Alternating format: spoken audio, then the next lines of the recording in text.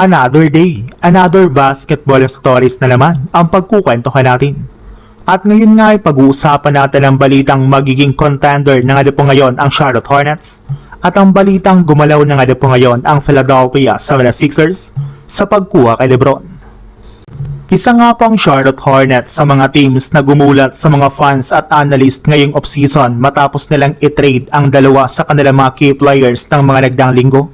Katulad na lang ng pag-trade nila kay LaMelo Ball papunta sa Minnesota Timberwolves at ang pag-trade kay Miles Bridges papunta sa Phoenix Suns. Ang dalawa nga pong ito ang siyang nanguna sa kanilang team para makapasok sila sa play-in tournament at magkaroon sila ng sunod-sunod na panalo sa second half ng season. Ngunit dahil nga po sa kanilang mga ginawa ay posible nga po namang hina ang kanilang team. Pero sa kabila nga po niyan ay may ilang mga analyst na nga po nagsabi na kahit man nawala sa Hornets ang dalawa sa kanilang mga key players ay maituturing pa rin nga po sila bilang tinik sa Eastern Conference. Sa hawak nga po nila ngayon na bagong lineup na bubuhin ni Kobe White, Con Canapel, Brandon Miller, Naz Reid at si Mosa Diabate ay mukhang mas makakapag-compete pa sila ng maayos sa East at makakapasok na nga po sila sa wakas sa NBA Finals.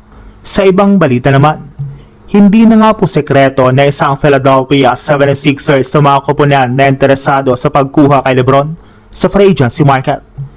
Kinausap na rin naman nga po ng kanilang presidente na si Bob Myers ang mismong NBA agent ni LeBron na si Rich Paul para lamang mahikayat itong piliin ngayon ang kanilang koponan.